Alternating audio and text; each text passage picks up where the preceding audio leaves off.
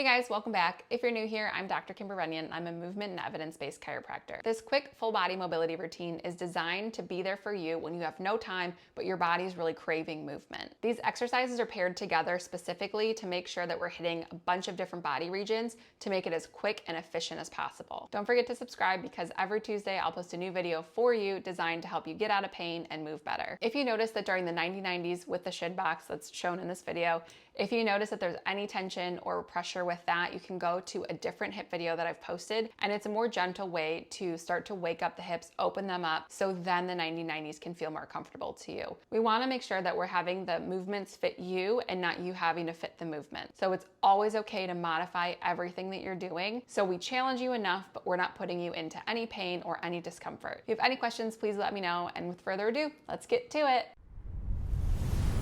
First, we're starting with a Jefferson curl to a squat rock.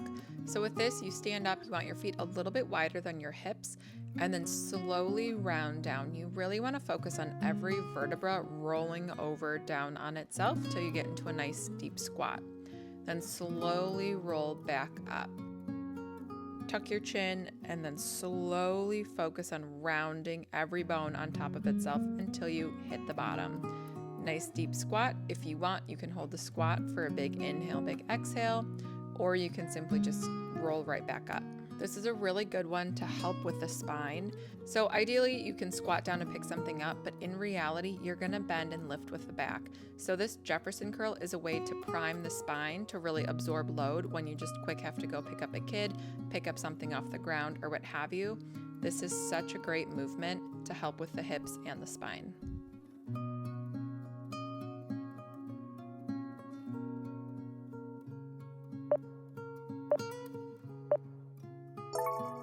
Now we're going to get into a down dog to world's greatest stretch. So you want to get into a push-up position and then you lift your hips back into the air so you make a triangle shape. Big deep breath in, big deep breath out, and then you bring one foot forward by your hand and twist open. Then you bring your leg back to a down dog, and then step the other foot forward and twist open. Inhale as you shoot your hips back, and then exhale as you bring your foot forward and twist. You're just gonna repeat these going back and forth on each side. If you want, you can hold the down dog for a little bit longer, or you can hold that rotation with the world's greatest stretch a little bit longer. If this seems a little bit difficult or your balance is not so solid with the world's greatest stretch, when you step that foot forward, you can drop the opposite knee onto the ground so you have more stability as you open up and twist.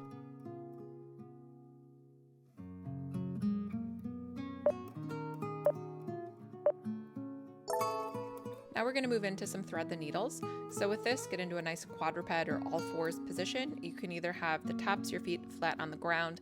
I like to have my feet bent so I have a little bit more stability as I move through this.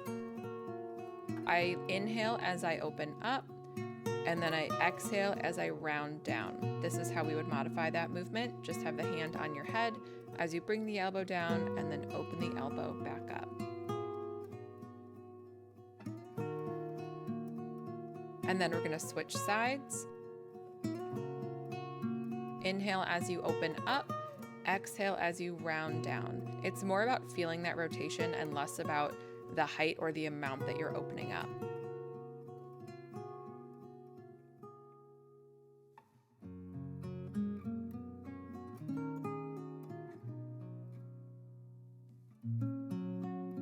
If you want to try something a little spicier, shoot back into a child's pose, and then you can go through and do a thread the needle in a child's pose.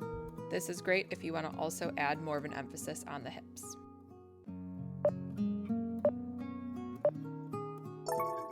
Now, one of my favorites, of course, it's a cat-cow. This one adds in some side bends to it. With cat-cow, you can do so many different movements with the spine, so this is a really good one to just make your own. Inhale as you arch your back, exhale as you round down.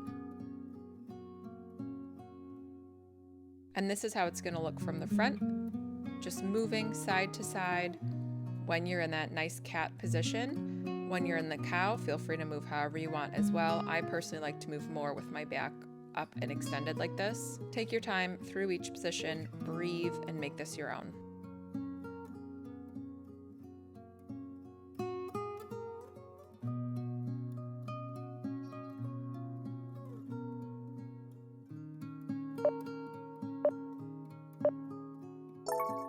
Finally, we're going to end with the hips, and we're going to do these 90-90 to shin box movements. This one is a little bit more of an advanced movement, which is totally fine if that's not where you're at. If you are, follow what I'm doing on the screen. If you do want a little bit of a modification, then what you're going to do is either get some yoga blocks or some thick couch cushions, and you're going to sit on that. So instead of coming back and sitting on the floor, you're going to sit on something to prop you up.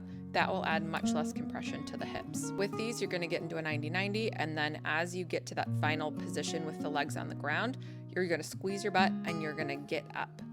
This is another great way you can modify it. So if you are sitting on blocks or if you can sit on the ground, you're just going to windshield wiper your legs back and forth.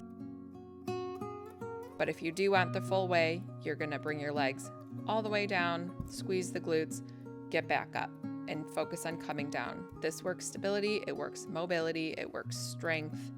This is a really, really great movement for the hips.